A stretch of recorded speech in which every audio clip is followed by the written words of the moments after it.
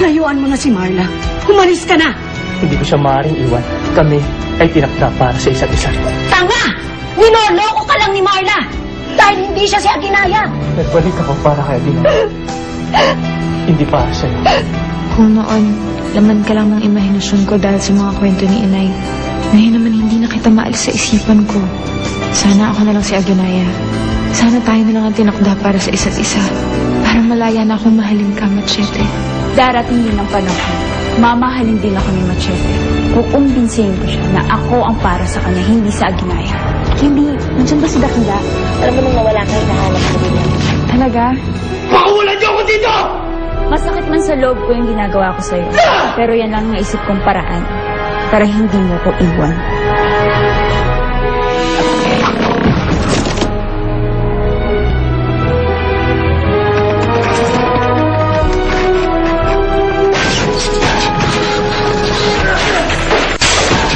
Lucho, pigilan mo siya!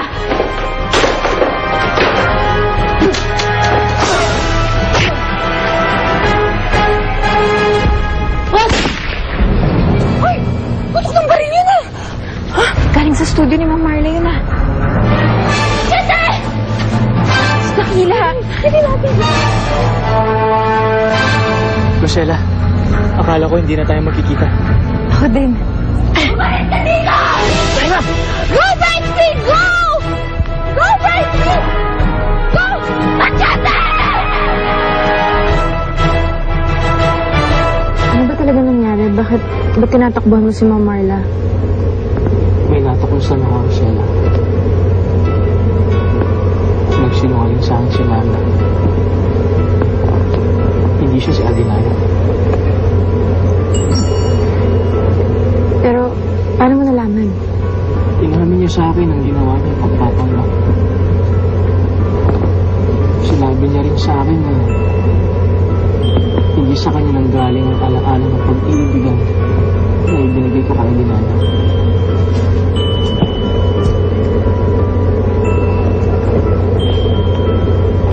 Si Aguinaya ang unang nagmay-ari nito. Sa kanya ko ito inalay noon.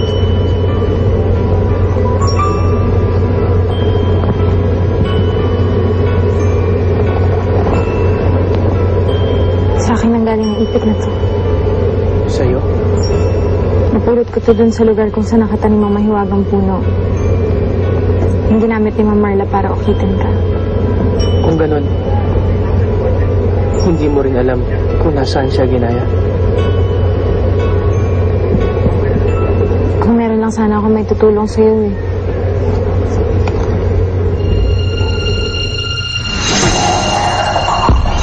May pinuntahan kami ni Marla noon. Isang matandang nakakakita ng alaala na nakaraan at lang naghihintay na bukas. Nabanggit pa nga niya ang tungkol sa aking pinagmulan. Nakatira siya malapit sa burol. Rosella, alam mo ba kung saan ko siya matatagpuan? Kung hindi ako nagkakamali, ang tinutukoy mo ay ang manghuhulang nakatira sa bukana ng burol. Sikat siya sa aming probinsya. Maaaring alam niya kung saan ko matatagpuan si Aguinaya. Rosella, maaari mo ba akong samahan? Kung imported na kulungan ang ginamit mo para kay Machete, hindi siya madaling makakatakas. Kaso, cheap ang ginawa mo. Kasing cheap ng pagkakandarapa mo sa lalaking yun. Matumahimik ka nga. Nag-iisip ako.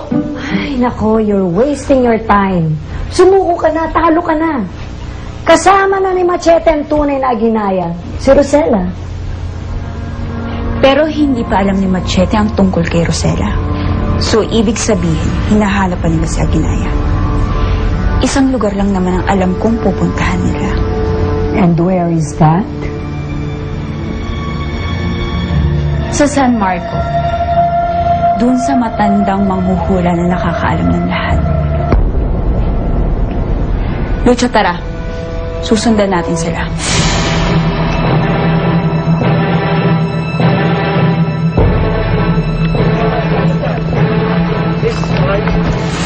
Sabi mo sa akin, anak, magpapaalam ka lang kay Dakila. Wala naman sa usapang isasama mo siya. Oo nga, pasensya na tayo. Nagkabiglaan kasi. Ayos lang kayo dyan, Ano naman yung Marla, malaking gulo ito.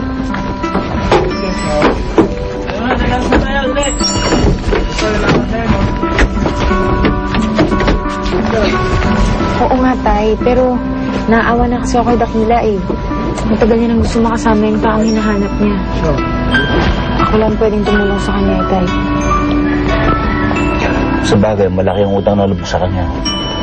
Napagaling niya ako.